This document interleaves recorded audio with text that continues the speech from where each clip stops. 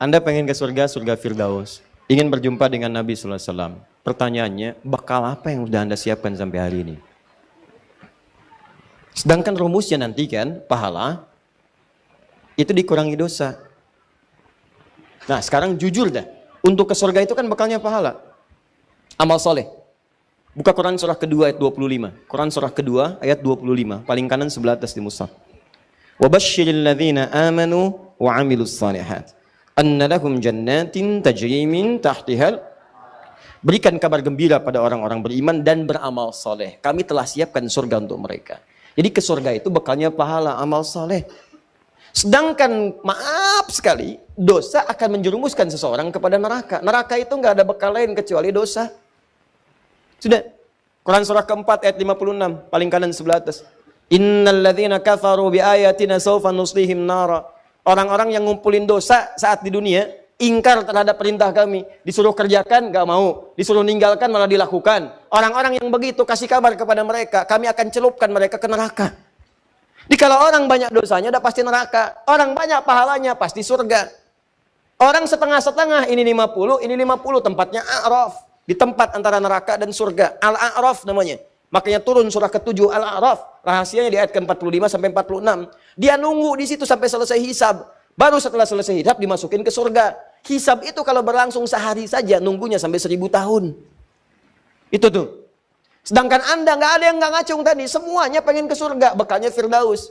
Kita sepakat ke surga itu bekalnya pahala. Awas, dosanya tipis, kalau bisa nggak ada. Sekarang saya tanya pada Anda, siapa yang dosanya tipis? Angkat tangan. Ayo, ayo saya pulang. Siapa yang nggak punya dosa? Angkat tangan. Ayo, ayo. Siapa yang sedikit? Yang banyak? Yang banyak sekali. Tuh, kan? Pengen ke surga, dosa banyak, gimana? Ketawa lagi. Gak, saya pengen merenung, coba renungkan. Karena kita memilih atau tidak, pasti wafat. Pasti wafat. Dan itu pasti niscaya. Ada beberapa kejadian yang sangat luar biasa beberapa hari ini. Saya dapat telepon dari ibu, kita ngobrol. Kasih tahu, nak kemarin ibu fulana yang punya majelis ta'lim itu, Masya Allah katanya. Beliau punya anak kan, jadi begitu kemudian sedang mengaji, beliau di sampingnya sambil istirahat dengar anak yang ngaji. Ya, kemudian ketika mengaji itu kata beliau nggak dibaca panjang, nah bacanya pendek biasa aja. Begitu dibaca pendek, ngaji lagi, suara ibunya sudah nggak ada. Tiba-tiba dilihat sudah meninggal, senyum begini. Demi Allah tidak ada suara nafas tersendat, tidak ada apapun, nggak ada sesak, nggak ada apa-apa. Tiba-tiba senyum meninggal.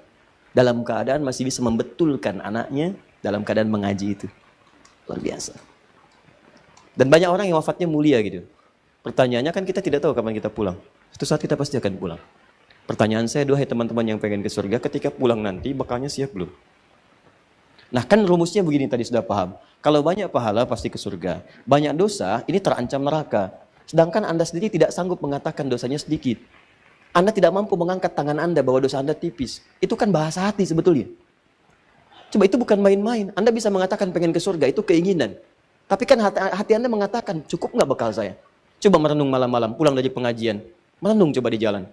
Saya tuh ke surga nggak sebetulnya? Ya, dalam kalimat ke surga itu sebetulnya, Anda bisa tanyakan, dosa saya ini berapa banyak gitu. Kan yang tahu sendiri Anda juga. Anda yang tahu berapa banyak Anda bermaksiat. Anda yang tahu berapa banyak mata dipakai berbuat yang salah, sampai ke ujung kaki. Dan Anda pengen ke surga. Maka kita butuh sesuatu untuk menggugurkan dosa itu. Kita butuh sesuatu. Dan Allah turunkan itu. Dikasih kesempatan. Nih, saya kasih kesempatan. Bulan ini istighfar ya. Saya lipat gandakan. Mungkin kamu nggak sadar. Karena tiap hari saya berikan kesempatan untuk istighfar. Kamu nggak pakai. Mungkin kamu butuh motivasi. Nih, saya kasih sebulan nih. Yang ketika Anda istighfar. Ketika Anda tinggalkan maksiat. Saya lipat gandakan pahalanya. Untuk nutupin dosa-dosa kamu. Begitu Anda jaga pandangan dari maksiat. Pahala berlipat. Begitu jaga lisan dari maksiat. Pahala berlipat. Berlipat pahala itu untuk menggugurkan dosa-dosa yang banyak. Sebab ketika ini banyak, kan harus banyak pahala menggugurkannya. Makanya ada rumus sedekah jariyah. Jariyah itu yang berlipat, yang banyak, yang bisa menghilangkan dosa yang sudah berkumpul. Makanya kan Nabi ngasih rumus begini. Kalau Anda bisa punya modal sedikit tapi keuntungan banyak dalam urusan akhirat, pakai. Anda punya uang 50.000, Anda pengen sedekah. Anda lihat orang butuh makanan, Anda kasih. Ya, dia pakai kemudian itu untuk beli makan. Makan. Energinya kumpul. Begitu energi kumpul, dia sholat, dia baca Quran, Anda dapat bagian dari pahala itu. Begitu energi habislah kemudian pahala Anda di situ. Anda berikan 50.000 itu, kemudian maaf, belikan mushaf. Hadiahkan kepada penghafal Quran. Dia baca itu dari mushaf yang telah Anda berikan. Maka semua pahala setiap huruf yang mengalir bagi Anda. Dia jadi penghafal Quran, mushafnya masih ada. Dipakai yang lain, pahala lagi buat Anda. Yang tadi telah hafal Quran, dia mengajar lagi. Punya 10 murid, pahala dari 10 murid itu untuk Anda. Mushafnya sudah usang misalnya, dibakar sudah kemudian, habis seluruhnya, tapi muridnya masih ada, pahala untuk Anda. Modalnya 50.000 nggak berhenti. Tapi berapa dosa yang sudah dikumpulkan? Nah itu pahala, tadi nutupin dosa-dosa tadi. Tutup. Allah kasih waktu khusus. Kata Allah, nih saya hidupkan, kamu belum sampai ajalnya, saya kasih waktunya nih, untuk kamu tutupi semua maksiat itu, supaya pahalanya berlipat. Begitu pahala berlipat, dosa dihapuskan. Nah biasanya, begini, Allah kan ciptakan segala sesuatu berlawanan. Quran surah 51, ayat ke-49, paling kiri sebelah bawah. Wa min kulli syai'in khalaqna zawjaini la'allakum tadhakkarun. Segala hal saya ciptakan berlawanan, berpasangan, supaya kalian itu tahu cuman saya yang tidak punya pasangan. Laki-laki pasangan perempuan, jantan pasangan betina, putik pasangan benang sari. Sama, maksiat itu punya lawan, namanya taat. Ada lawannya. Ada pasangan yang bisa kemudian bersatu, ada pasangan dalam bentuk lawannya. Hitam, lawannya putih, ya kan? Nah, ini nggak bisa bersatu dua-duanya. Awas, hati-hati. Taat, lawannya maksiat. Pasangan yang dimaksudkan lawan, tadad dalam bahasa Arab. Nggak bisa menyatu. Maka biasanya ini akan saling mengalahkan. Kalau yang satu unggul, yang lainnya turun. Yang satu turun, yang lain naik.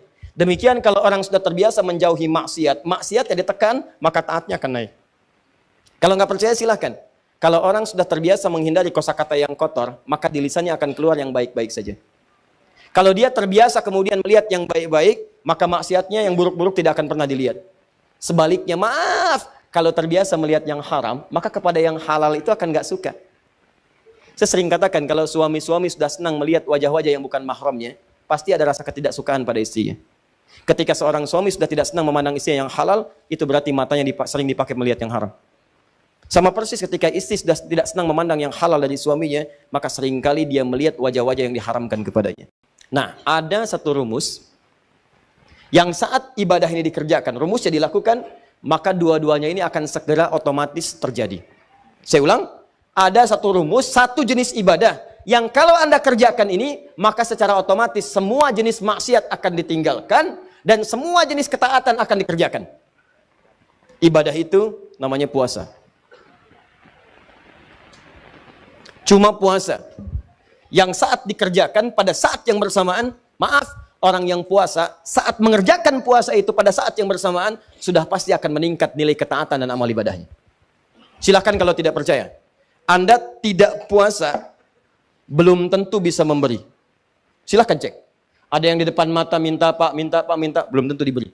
Tapi saat puasa, jangankan yang kelihatan mata, yang tak nampak di data. Berapa yatimnya, berapa du'afanya. Silahkan cek saat Ramadan. Bukankah Anda mendata berapa yatim, berapa fakir, berapa miskin. Anda kalau tidak sedang puasa, belum tentu baca Al-Quran. Tapi saat puasa, itu bisa buka dalam setiap kesempatan. Buka Al-Quran, baca. Anda kalau tidak sedang puasa, jangankan sholat sunnah, sholat fardu terlambat biasa. Tapi kalau sedang puasa, jangankan yang fardu, yang sunnah Anda kerjakan. Jadi puasa itu, pada saat yang bersamaan ketika dikerjakan, pasti bisa meningkatkan amal soleh. Saat bersamaan, orang puasa pasti meninggalkan maksiat. Nggak ada orang puasa sengaja mengerjakan maksiat, nggak ada. Dan dia akan jaga. Silahkan cek. Lisan mau berdusta, dipancing-pancing, nggak mau. Ya, lihat. Mau marah, ditahan. Kenapa? Takut batal puasanya. Itu latihannya. Maghrib jam 18.18. Ada orang mencela Anda habis-habisan jam 18:15. Tinggal 3 menit lagi maghrib. Wah, Anda diprovokasi. Dasar begini, dihina habis-habisan Anda. Dihina habis-habisan. Tapi Anda nggak membalas. Padahal biasanya temperamen. Ditanya, kenapa nggak balas? Nanti habis buka. Habis buka. Takut batal puasa. Itu makanya cara terbaik berevaluasi diri itu saat puasa. Puasa, tahan maksiat, kerjakan semua nilai ketaatan-ketaatan.